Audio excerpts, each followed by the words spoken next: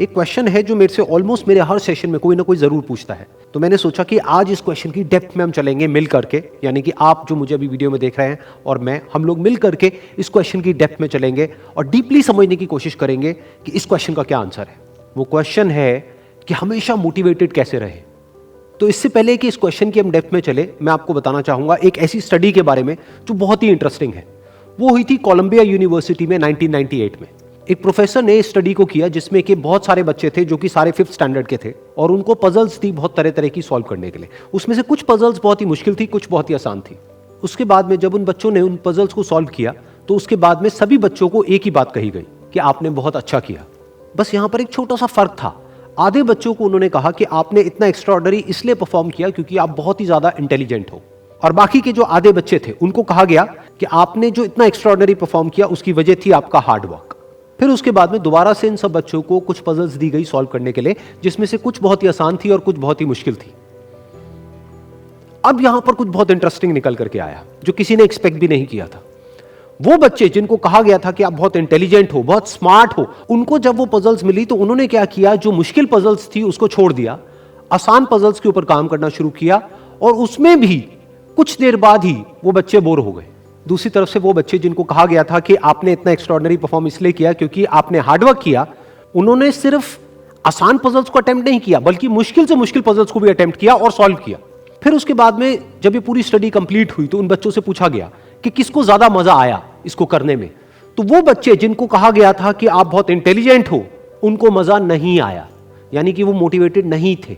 और वो बच्चे जिनको कहा गया था कि जो भी आपने किया वो अपने हार्डवर्क की वजह से किया, उन्होंने ना सिर्फ अच्छा परफॉर्म किया बल्कि वो एंड तक मोटिवेटेड भी थे और उनको मजा भी आया।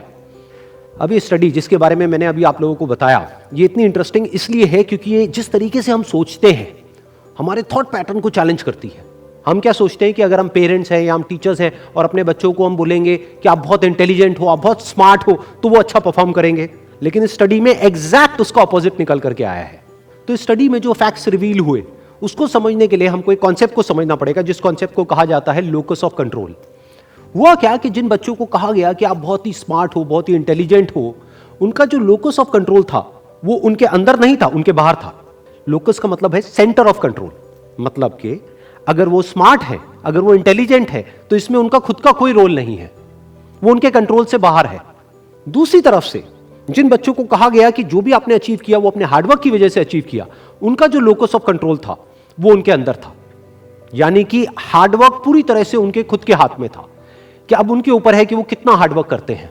और ये सिर्फ इस स्टडी में निकल करके नहीं आया है, इस तरह की और भी बहुत सारी स्टडीज हुई हैं, बहुत सारी रिसर्चेस हुई हैं जहां पर एग्जैक्ट यही चीज निकल करके आई है कि अगर हम खुद को हमेशा मोटिवेटेड रखना चाहते हैं तो उसका सिर्फ एक तरीका है कि जो कंट्रोल है वो पूरी तरह से हमारे अपने हाथ में होना चाहिए।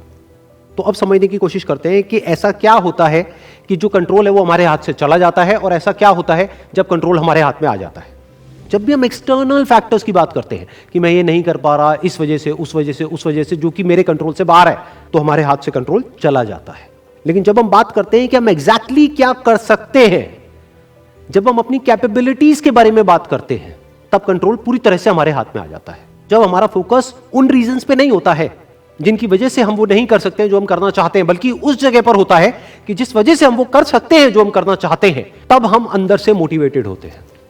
फॉर एग्जाम्पल, आप जिस भी फील्ड में हो, उस फील्ड में कुछ लोग हैं जो टॉप पे बैठे हैं। आपके पास में दो ऑप्शंस है। एक, आप बोल सकते हो कि वो लोग, उनके अंदर कुछ स्पेशल है, उनके अंदर कुछ एक्स्ट्राऑर्डिनरी है, उनके अंदर कोई ऐसा टैलेंट है जो आपके अंदर नहीं है, या फिर उनकी किस्मत है जिसकी वजह से वो वहां पर बैठे हैं, या फिर उनके पास में कुछ था, किसी का सपोर्ट था जिस वजह से वो वहां पर है।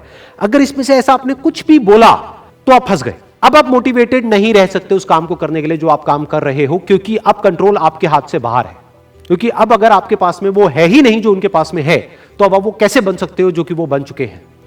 लेकिन अगर आप ये बोलते हो कि जिस भी फील्ड में आप हो, उस फील्ड में जो भी टॉप पे बैठे हैं वो वहां पर है अपने हार्डवर्क की वजह से, अपने स्मार्ट वर्क की वजह से, या जो कुछ भी उन्होंने किया, जो कुछ भी उन्होंने सीखा उसकी वजह से, तो अगर वो कर सकते हैं तो मैं भी कर सकता हूं। उन्होंने भी मेरी ही तरह एक ना एक दिन कहीं ना कहीं से शुरुआत करी थी, जहां से कि आज मैं शुरुआत कर रहा हूं। तो मुझ में और उनमें अगर कोई फर्क है तो वो सिर्फ एक है, वो है टाइम का, कि आने वाले 10 साल बाद या 20 साल बाद मैं भी उन्हीं की जगह पर हो सकता हूं या उनसे भी आगे हो सकता हूं जहां पर आज वो है।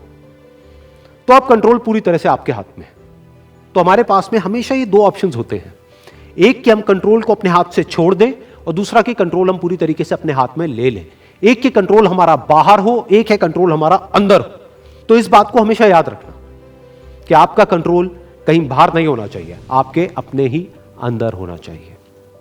Wish you all the very best. Thank you so much.